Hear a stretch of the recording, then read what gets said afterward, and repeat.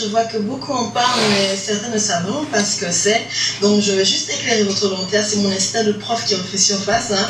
Voilà. Donc, oui, il y a une polémique en fait qui se développe de plus en plus en Afrique. Les jeunes sont très révoltés, sont très remontés. Et donc du coup, je fais aussi l'actualité. Kémy, un porte-parole en fait contre le franc CFA, a été arrêté et est détenu dans une maison d'arrêt de Rebeu. Si vous entendez bien, faites-moi signe s'il vous plaît, chers amis. Non. Si ça passe bien. Ce qui se passe, c'est que les gens ne comprennent pas pourquoi il a brûlé ce billet qui lui a valu en fait cette arrestation. Je vais vous expliquer ce que c'est que le franc CFA. Le franc CFA est une monnaie qui a été instaurée par la France coloniale, donc l'empire colonial français au pays d'Afrique qu'il a colonisé. Donc c'est une monnaie qui est assez vieille. Auparavant, ce franc était appelé le franc des colonies françaises d'Afrique, franc CFA. Voilà. Aujourd'hui, cette monnaie a un autre nom. Vous êtes nos colonies. Vous êtes colonisés. De nos la esclaves. coopération financière d'Afrique. Je vous explique le concept du franc CFA. Donc, disons que je suis l'Afrique, que j'ai un partenaire en fait commercial qui est les États-Unis, et que là se trouve la France. Donc, je suis l'Afrique. Je vends, disons, une tonne d'or aux États-Unis. Donc cette tonne d'or me rapporterait, disons, 1 milliard d'euros. Donc une tonne, 1 milliard d'euros. Je suis l'Afrique, les États-Unis sont là, nous sommes partenaires commerciaux. On fait un échange. La France, ça n'a strictement rien à voir avec ça. On est adulte, on fait bien ce qu'on sûr. veut. Normalement. Normalement. Je vends ma tonne d'or aux États-Unis qui me reverse 1 milliard d'euros.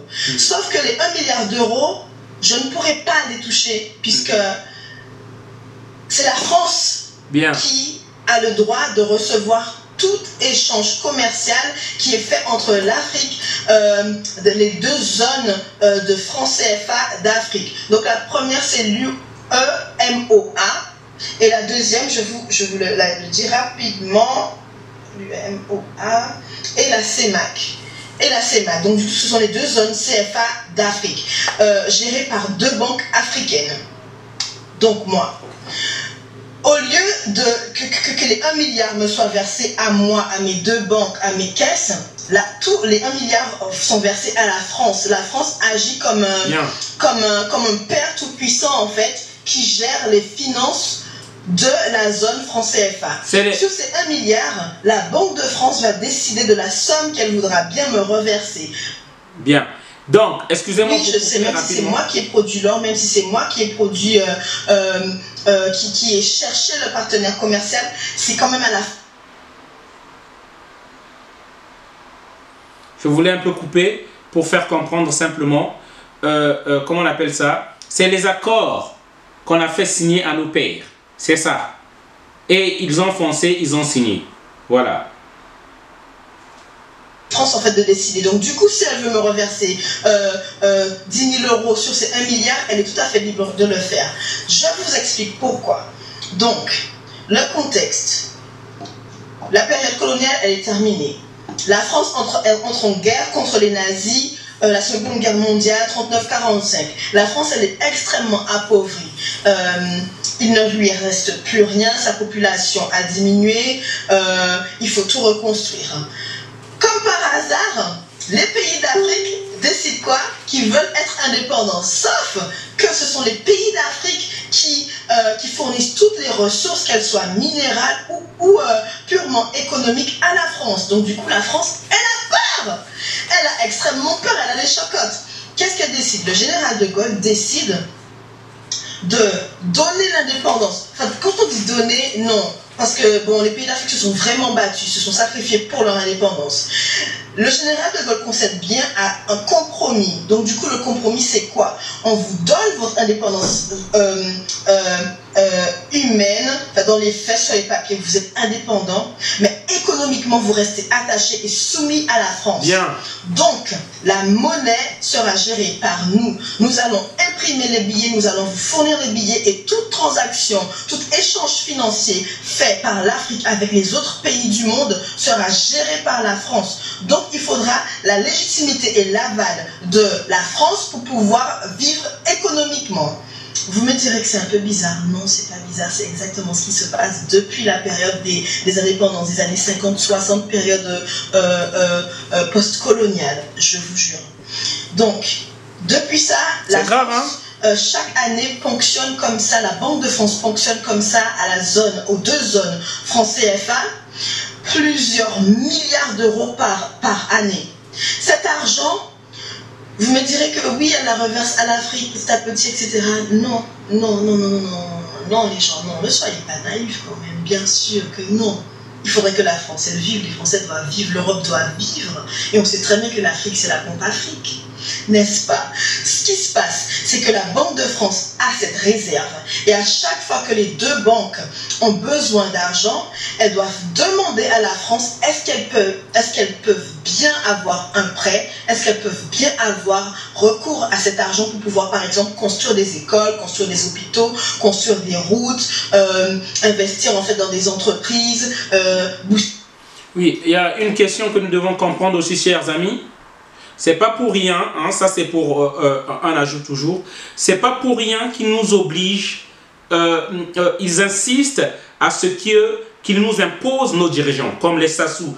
C'est pas pour rien qu'ils nous imposent, comme les Eyadema, les Ali Bongo. Ce sont des gens qui le peuvent contrôler. Ce sont des gens à qui ils peuvent dire c'est par notre force, la force de nos âmes que tu es là, que nous t'avons mis là. Donc des oui-wistes. Donc ne nous étonnons pas que ces chefs, ces dirigeants qui sont à la tête de nos pays ne se décarcassent pas ou ne se battent pas pour faire changer les choses et d'en parler. Non moins. C'est clair. Ils peuvent en parler parce qu'ils ont été mis là comme préfet, comme contrôleur, on va dire, des champs, comme chef d'entreprise par la France. Et qu'eux, ils doivent faire que leur devoir reverser, que l'argent aille bien en France. C'est pourquoi on dit que l'Afrique n'a pas un problème économique, mais il a un problème politique. Le problème, parce que le souci des Français, des Occidentaux, qu'ils nous imposent des dirigeants qu'ils peuvent contrôler eux. C'est ça le problème. L'Afrique n'a pas un problème de pauvreté. L'Afrique n'a pas un problème économique. Mais l'Afrique a un problème politique. Voilà d'où viennent nos malheurs. Ça, il faut déjà savoir. Voilà. Il faut savoir, pour que j'ajoute, les gens, tous ceux qui ont abordé ce sujet-là, ils sont morts. Hein. Partant de Sylvanus Olympio, à 3 jours, il devait aller signer les accords pour que sortir son pays de la zone franc CFA. Il a été tué. Hein. Voilà. Lorsqu'on parle du professeur Tidjan Pouemi Joseph, il a été tué. Hein. Et avant même le professeur, il y a aussi un Camerounais qui avait écrit l'économie de l'Ouest africain. Voilà. Hein? Assassiné, Castor Osende Ofana. Voilà. L'année de la sortie de son livre, on l'a assassiné. C'est pourquoi je dis, même Kémy Séba, c'est notre frère. Il peut être assassiné, soutenons-le, au lieu de continuer avec nos divergences stériles. Au lieu de suivre d'abord le vrai problème, nous Africains, on est d'abord dans des divergences stériles. Est-ce que Kémy Séba sera à la hauteur de défendre ce problème-là? Est-ce que c'est le bon sujet? Non. Que ce soit le bon ou le pas bon sujet, s'il vous plaît, chers amis, laissons ça. Le problème est que, quel est cet État qui peut prétendre à la souveraineté en se faisant fabriquer sa monnaie ailleurs? Quel est ce continent qui peut prétendre à la souveraineté en faisant fabriquer sa monnaie ailleurs? Ça au moins, réveillons-nous. Réveillons-nous pour ça. Ça au moins, ça doit être clair, nous devons le régler. Au moins que notre monnaie soit la nôtre. Voilà. Ça au moins qu'on règle déjà ce problème-là. Arrêtons les histoires de jalousie, de haine ou de c'est pas parce qu'il y a le nom de Kémy Séba devant et que ça peut ennuyer certains. Peut-être qu'ils se disent plus de diplômes parce que le problème de l'Africain c'est surtout celui-là. Hein? Voilà. Donc, continuons. J'aimerais pas faire oublier le fil de l'idée à certains qui suivent déjà cette gentille dame. C'est les startups, aider les jeunes, enfin, etc. Il faut que l'Afrique demande à la France d'avoir accès à cet argent. Parfois la France dit oui, de la France pour pouvoir vivre économiquement. Vous me direz que c'est un peu bizarre. Non, c'est pas bizarre, c'est exactement ce qui se passe depuis la période des indépendances, des années 50-60, période post-coloniale, je vous jure. Donc, depuis ça, la France, chaque année fonctionne comme ça, la Banque de France fonctionne comme ça à la zone, aux 2 zones, francs CFA, plusieurs milliards d'euros par année. Cet argent, vous me direz que oui, elle la reverse à l'Afrique petit à petit, etc. Non, non, non, non, non, non, les gens, non, ne soyez pas naïfs quand même, bien sûr que non. Il faudrait que la France, elle vive, les Français doivent vivre, l'Europe doit vivre. Et on sait très bien que l'Afrique, c'est la pompe Afrique. N'est-ce pas? Ce qui se passe, c'est que la Banque de France a cette réserve.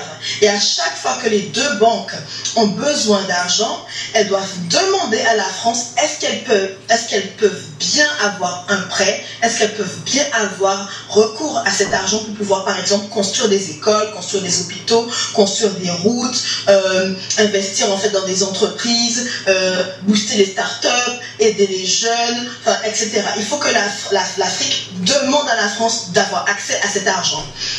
Parfois la France dit oui, parfois la France elle dit non. Franchement, elle dit clairement non, et quand c'est non, c'est non. Par la suite, vous me direz, mais pourquoi l'argent est là et où part cet argent? En fait, l'argent, il est réinjecté dans les caisses de la sécurité sociale française. L'argent est injecté dans toutes les banques françaises, parce que c'est la Banque de France qui gère. Et les prêts sont faits par qui? Par la Banque de France. D'où vient cet argent? Mais dans l'argent de l'Afrique, dans la réserve, en fait, que crée le franc CFA en France. Donc du coup, c'est plusieurs milliards et des milliards d'euros pendant des années. Vous imaginez combien ça fait et combien ça représente dans le développement de l'Afrique? Combien ça représente dans le développement en fait du peuple africain?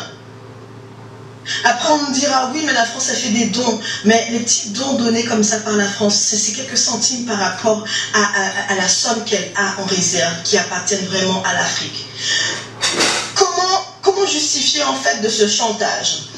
Ce que la France elle fait, c'est qu'elle imprime les billets ici en France à chamalière. Donc à chaque fois qu'il y a un stock de billets qui est imprimé, la France facture en fait à l'Afrique cette impression.